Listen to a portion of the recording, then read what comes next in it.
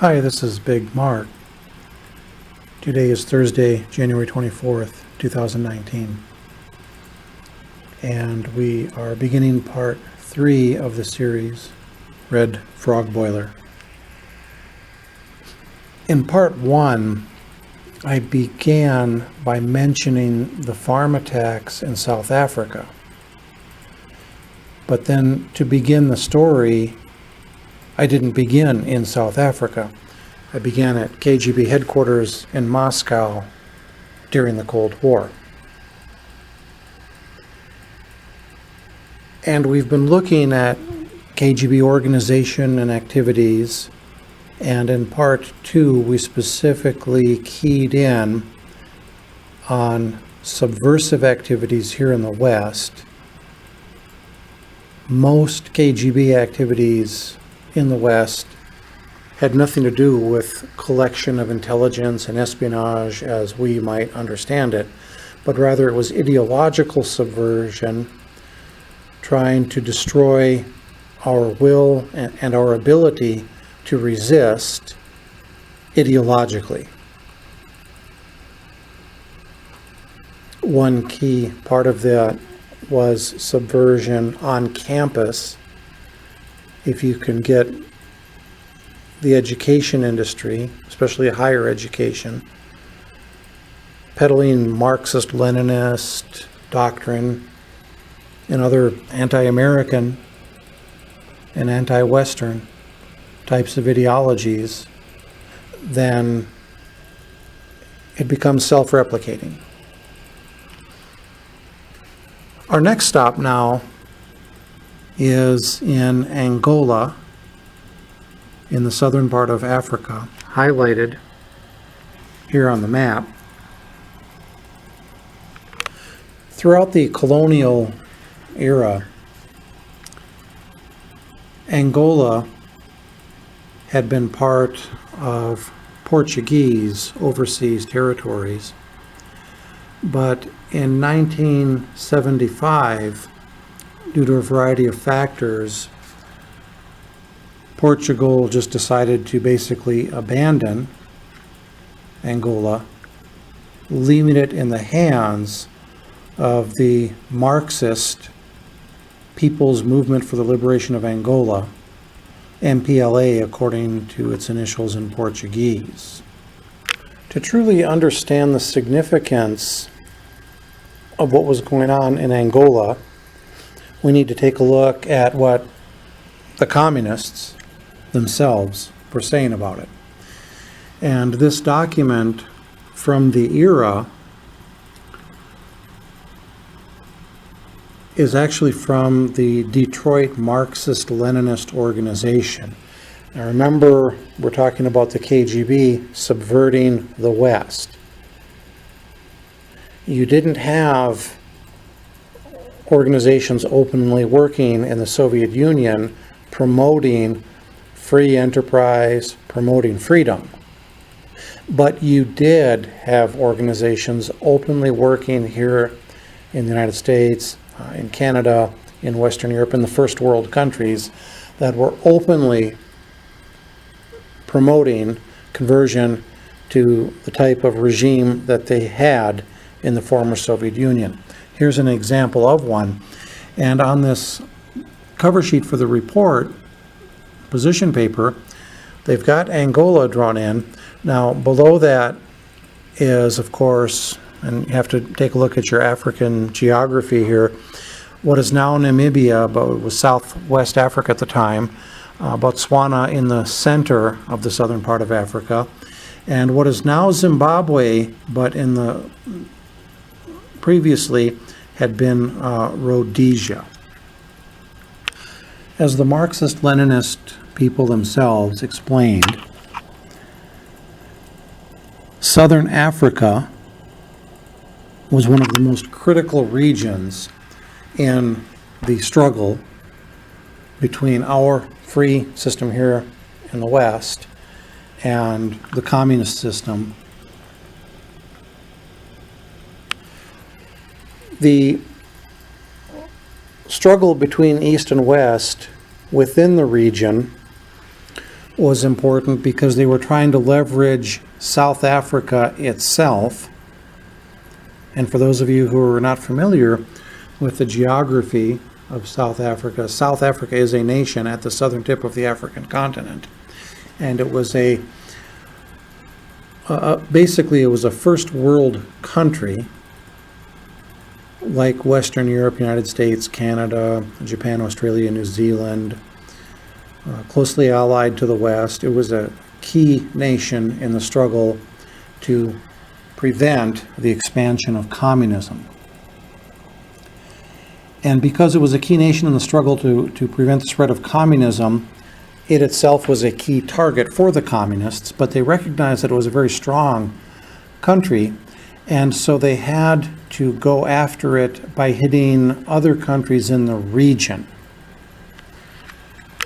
And so all of these nations, from Mozambique, which borders South Africa, and it also borders Zimbabwe, which was then Rhodesia, Mozambique on the Indian Ocean, through Zimbabwe, formerly known as Rhodesia, and then all the way into Namibia, which was Southwest Africa, and into Angola. The fight between the communists and the West occurred throughout all of these areas in an effort to leverage South Africa out of the Western fold and basically take over that entire part of the continent for Moscow. Of course, on our end, the West also recognized that this was a critical area in the struggle to prevent the expansion of communism. Although we in the West perhaps weren't thinking as strategically as they were in Moscow. However, South Africa, being at the pointy end of the dagger, very much understood the threat to its existence. And so South Africa understood that in order to survive, they had to battle the communist subversives in neighboring countries. Because South Africa recognized this and started to deploy troops to battle the communists themselves realized that they needed to get some heavier hitters into Africa to fight against South Africa if their world revolution was going to be successful in this part of the world. Of course, the Soviet Union didn't really have the capability to project adequate force into the southern part of Africa to fight South Africa. And if they did, it would have been very blatant, it would have been very obvious, and it would have been resisted very actively by the West. And the Soviets probably could not have taken South Africa in an open fight, but there was no way it was just going to be a straight up Soviet Union versus South Africa fight. They would have had to take on the West, and there was no way they were going to beat the West in the southern part of Africa. So they had to go in via proxies. And of course, the Cuban regime under Castro had already been, ever since the revolution that left Castro in power, had been a proxy for the Soviet Union. Cuban troops with Soviet equipment were used throughout Latin America and in Africa to fight against the West. And the movement into Africa came to the West's attention in 1975 when Castro decided to send troops to Angola in order to battle against the South African government. This was a very significant move because the Cuban army was reasonably well trained and reasonably well equipped. As you can see in the image here, you have a soldier with a Kalashnikov assault rifle. Well, no big deal with that. But behind him is a sophisticated surface-to-air missile system.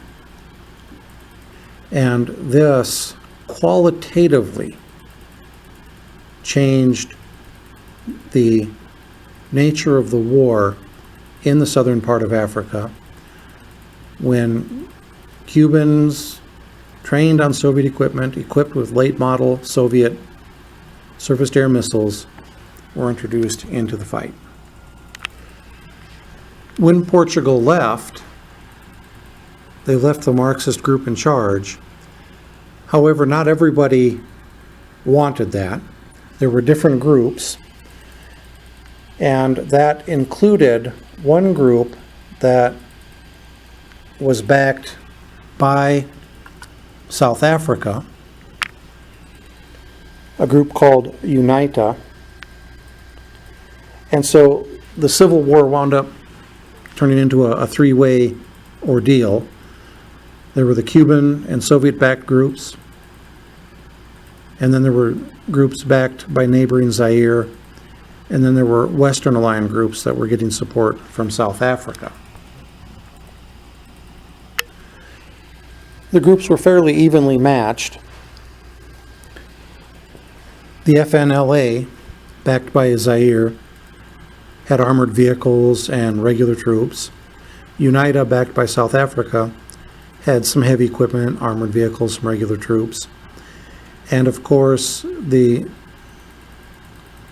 MPLA, backed by its armed forces, similarly had adequate ground forces. But once the Cubans were introduced there, they not only had regular troops and armored vehicles, but again, as I mentioned, more sophisticated equipment to include the surface-to-air missiles shown previously. Okay, now, to take a deeper look at what was going on here, we go back to that professor that we were introduced to in part 2 and take a look at a paper he wrote about the significance of what was going on in Africa. And you can see this professor starts out talking in glowing terms about the Cuban Revolution, how it continues its various internationalist missions. From the earliest years of the revolution, they've sent thousands of doctors and teachers. Keep in mind, this was subversion. It was just like the KGB. They were basically KGB proxies. Talks about how they sent 25,000 Cuban volunteers working in Venezuela. Of course, as we're looking at this today, it's the 24th, and just yesterday in Venezuela, 23 de enero, the 23rd of January, the people got out in the street and basically have tried to depose Maduro. It's kind of a little bit chaotic down there, but you can go see what's going on there. They're in Venezuela, this socialist paradise. They're having to go in and raid graveyards in order to not just dig up valuables that might have been buried with deceased people, but in order to dig up parts of humans that are recently interred in order to sell those for witchcraft. I mean, that's how bad it has gotten in the socialist paradise. But at any rate, back to all of these glowing terms about Cuba's other impact elsewhere in the world. One of the key things, according to this professor, was Cuba's crucial role in securing the independence of Namibia and ending racist rule in South Africa. In the 1970s and 1980s, this developed a mass international movement against the apartheid government in South Africa. And he's talking about that here. But more to our point here, dealing with South Africa and Southern Africa, while people understand about all of these glorious accomplishments about Castro's regime, Venezuela, for example, a lot of people don't understand the role of Castro's armed forces in helping spread communism and misery by force in Africa. The title of the paper was South Africa's, or African Stalingrad, which was for South Africa. And the battle in question was the Battle of Cuito Cuanavale.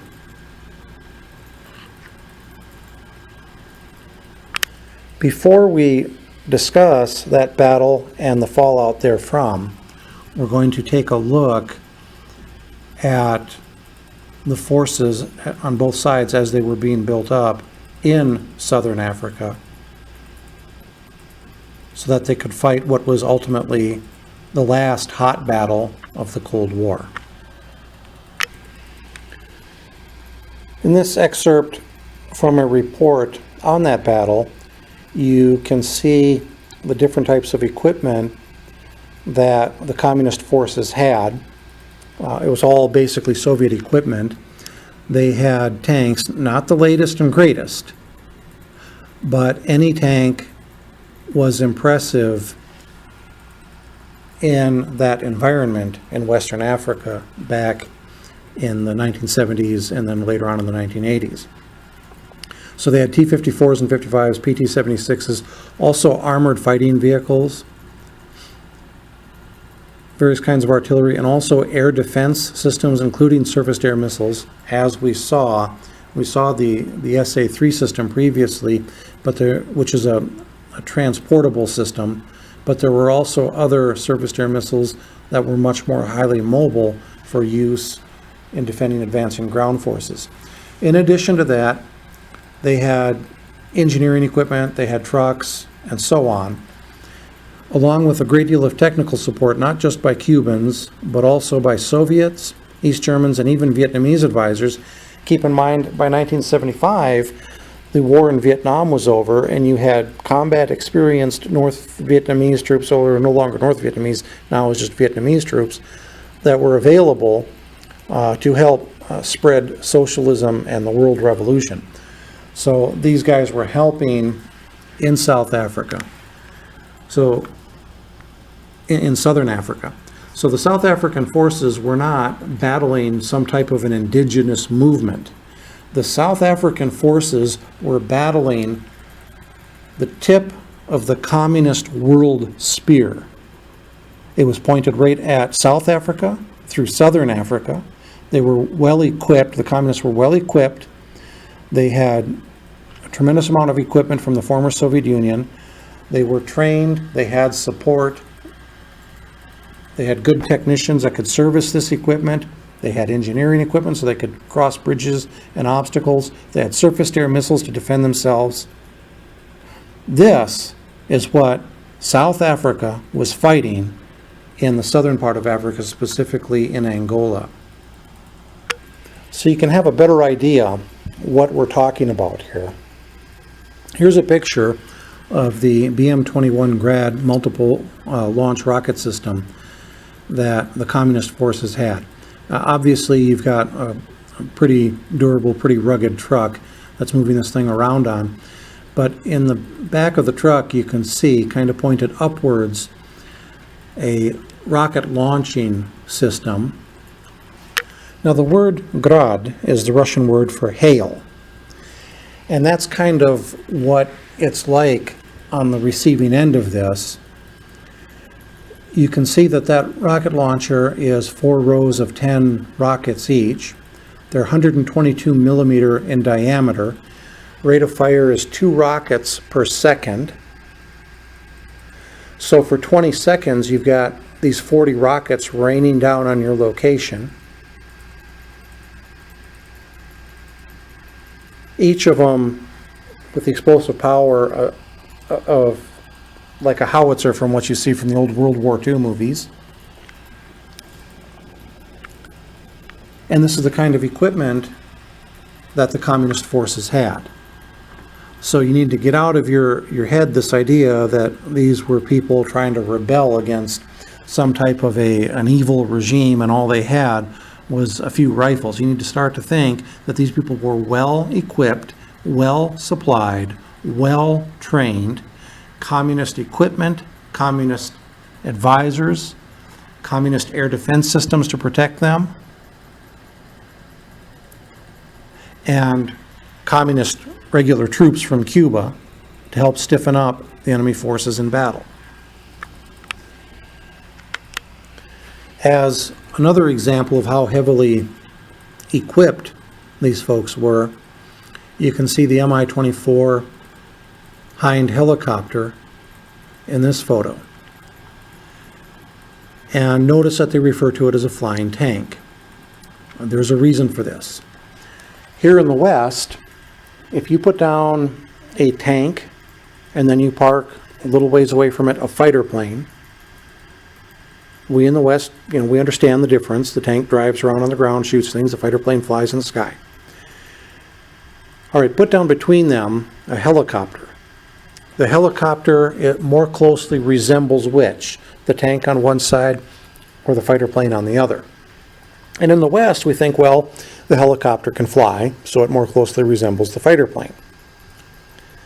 To the Soviet way of thinking, that's ridiculous. The helicopter more closely resembles the tank. You see, the fighter plane flies overhead, it can drop bombs, he can shoot missiles, but then he goes home. But both the tank and the helicopter can go forward onto ground and seize it. The helicopter flies and lands there, the tank just drives up there. But both of them can actually go to a piece of ground and seize that ground. This whole idea that the helicopter can fly is kind of a more of a triviality. The resemblance to the fighter plane is a very minor issue. The helicopter more closely resembles the tank. It can go over an obstacle such as a river a lot more easily than the tank can.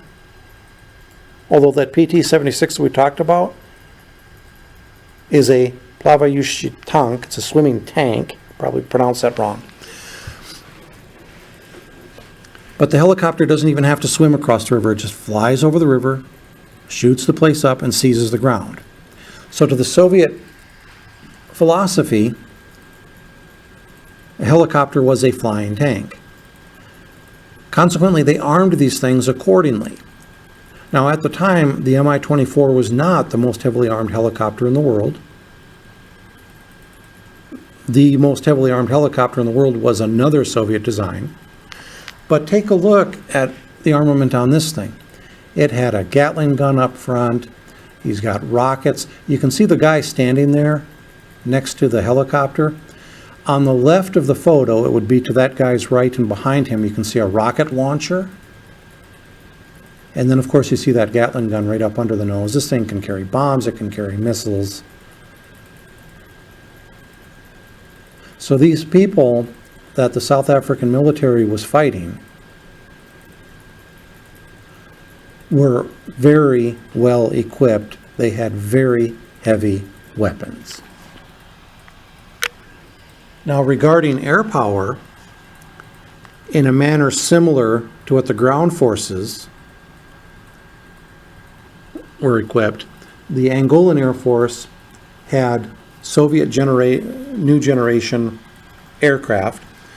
They had the MiG-23, MiG-21, and Su-22, all of these fixed-wing aircraft. They had the Mi-24 like we just saw. They also had the Mi-8 helicopters, which were more transport helicopters, but those could be very heavily armed as well. In addition to, I mentioned, mobile surface-to-air missiles that would deploy with and defend advancing ground forces. That's what the SA-8 and the SA-6 were all about. So these are the forces and the equipment that the communists had in southern Africa. Regarding fighter aircraft, the first one that the communists got was the MiG-21. Now, the MiG-21 was an older design from the 1950s, kind of like those tanks we talked about. But again, keep in mind, it had racked up a fairly impressive record against U.S. fighters over Vietnam. One of the main things that hurt us was our rules of engagement. But when you take that 1950s technology and send it into Southwest Africa, you are really overwhelming all of the indigenous forces there, with the exception of Western-backed South Africa. South Africa itself was able to stand up against this because they had also late model Western equipment.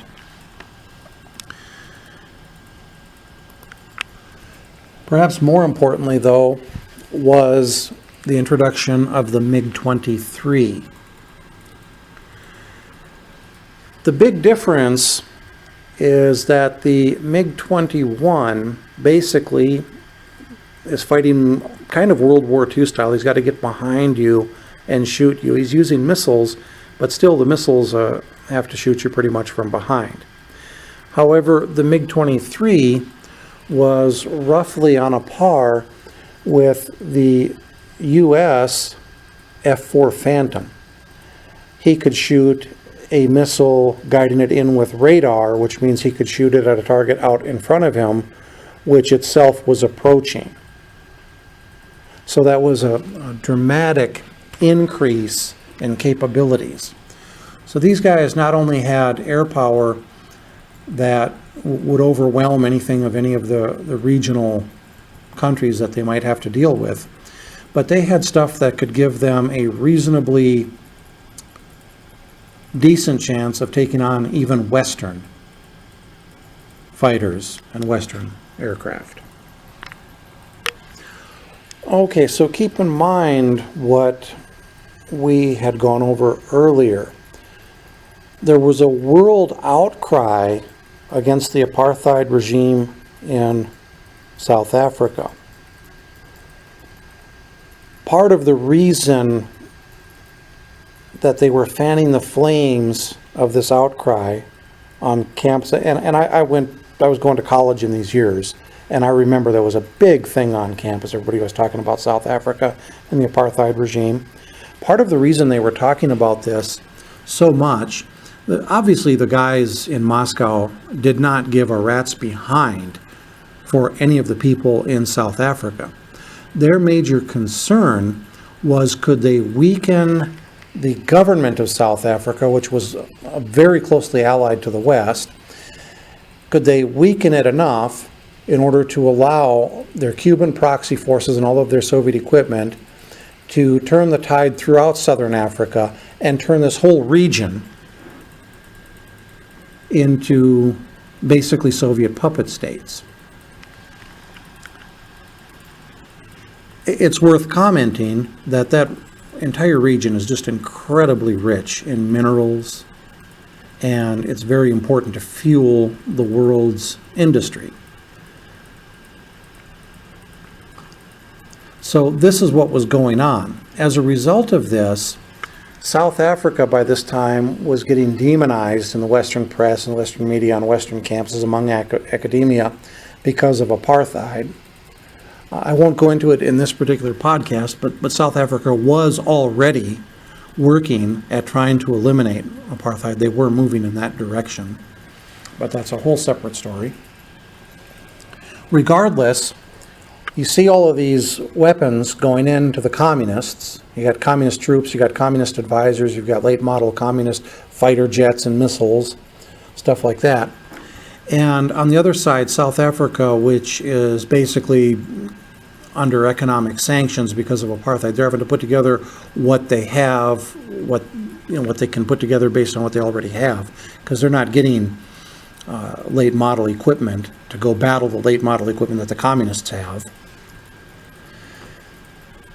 But the South African military was very ingenious, and so they put together highly mobile units that could drive through these desert-like areas and move quickly, get into battle, fight, and then get back out, kind of along the lines of the fast columns that were used in World War II, the mechanized columns. And that's what they had to put together. They could get in some air cover that would provide support for vehicular units on the ground that would go a long way in, strike deep, and then come back out. So in the second half of the 80s, as the South African forces and their allies with UNITA were trying to defend themselves against very blatant communist aggression, it was no longer subversion. It was communist troops, communist equipment, communist planes in the sky, communist missiles. You can kind of see how the battle was squaring up. The South African Defense Forces were backing UNITA, and on the other side, you had the Marxist-Leninist group from Angola backed by the Cubans. They also had other groups, including the armed wing of the African National Congress. The ANC had their armed wing, the MK. And then notice who the advisors are on the communist side. You had the Soviet Union, East Germany, Vietnam. We had heard about that. Notice the North Koreans were also there. So the Cubans had not just advisors. They had combat troops, they had fighter planes, they had missiles. But the Soviets, the East Germans, and the North Koreans all had advisors there, along with the Vietnamese. So that needs to kind of tell you something, that the ANC at this time was fighting on the same side as the North Koreans. Again, I'm not going to get into it here in depth, but briefly, the ANC had been established early in the 1900s, and they were going for many years with a focus on peaceful means of changing things. However, in the wake of Stalin's death, about the time the Soviets were renaming their secret police to call it the KGB, Khrushchev, who came to power after Stalin, noticed that there was an opportunity in these third world countries that they had not been subverting in, and that was when they started focusing their attention there. And it was shortly thereafter that the ANC basically got taken over by Marxist-Leninist ideologies. They abandoned this idea of peaceful change. They started to go towards military-type operations, terrorism, and that was when the MK got established. So that's where that came from. This next image gives you an idea of the relative order of battle and the strengths of the forces. As far as guys on the ground, the anti-communist forces, South Africa plus UNITA, had tens of thousands of guys. When you start factoring in all of the forces on the communist side, all of the advisors, and so on, they were almost a match for them numbers-wise. Of course, that's these official statistics. But then when you start taking a look at the equipment that was involved, you can see that the communist forces, they had them outnumbered many times over in fighters. They had bombers, they had surface-to-air missiles, and of course all that other stuff we talked about, the helicopters, including attack helicopters, armored vehicles, tanks, and so on and so forth. And in particular, regarding air power, the South African Air Force, again, under sanctions by the international community, basically had a small number of mostly older type of aircraft that they had to use to defend themselves against a much larger number of newer equipment, aircraft on the communist side. Now, what's interesting is that since the communists tended to lag the West in technology, and the Soviets weren't sending the best, latest version of their equipment out there, they were sending an export version which had downgraded capabilities.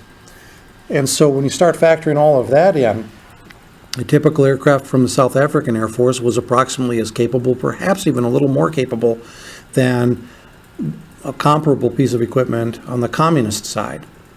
And of course, regarding training, South Africa was basically a free country, and people that think for themselves freely are better able to adapt to tactics oftentimes. But there was back to that numbers issue. South African Air Force was outnumbered, and of course there was a supply issue. The communists were getting plenty of supplies to their people in Africa. And then this works up to what was inevitably going to happen when the best communist aircraft got into a fight with the best South African aircraft. In this case, the MiG-23 against a South African Mirage F-1, roughly comparable in capabilities. Perhaps the biggest difference, however, was that the MiG-23 had lots of power, lots of acceleration. It could go faster, it could get into the fight faster, and if things started to go badly for the MiG pilot, he could get out of the fight faster. Because of superior numbers, because of superior capability, the communist air forces were able to achieve air superiority over Angola, and this meant that ultimately they would probably be able to win the ground war as well. In these circumstances, being outnumbered and outgunned, the South African forces had to rely on superior tactics in order to take on these communist forces up in Angola. And again, remember, they were trying to prevent these guys from coming all the way down, ultimately to South Africa. Because again, remember what those documents from that Marxist-Leninist organization and that professor were explaining to us. This was the tip of the communist spear, basically, in the world. They were after the southern part of Africa. The key part of the southern part of Africa was South Africa. And in order to do that, they were committing regular ground troops, just that they didn't want to have actual Soviet combat forces there. Advisors were okay, but they didn't want to have Soviet combat forces there. And so this is what the South Africans were having to fight against. So they had to work on tactics. The tactics that they used were incredibly successful. Here you see an excerpt from a paper written about the South African Army's tactics. And that leads us up to one term which is common when you're talking about the situation even today in South Africa, a commando. That term has different meanings in the context of South Africa. The Boer are the people of European descent. That word meant farmers back in the day. It's now an ethnic group in Africa that has been there for hundreds of years. And the term commando has different meanings. It refers to militia, which were part of the South African Defense Force, but were called out for police duties during the apartheid era. This system also was used in the post-apartheid era as part of the South African National Defense Forces, and they were also used for police duties. In fact, Mandela praised them. But here in this context, it was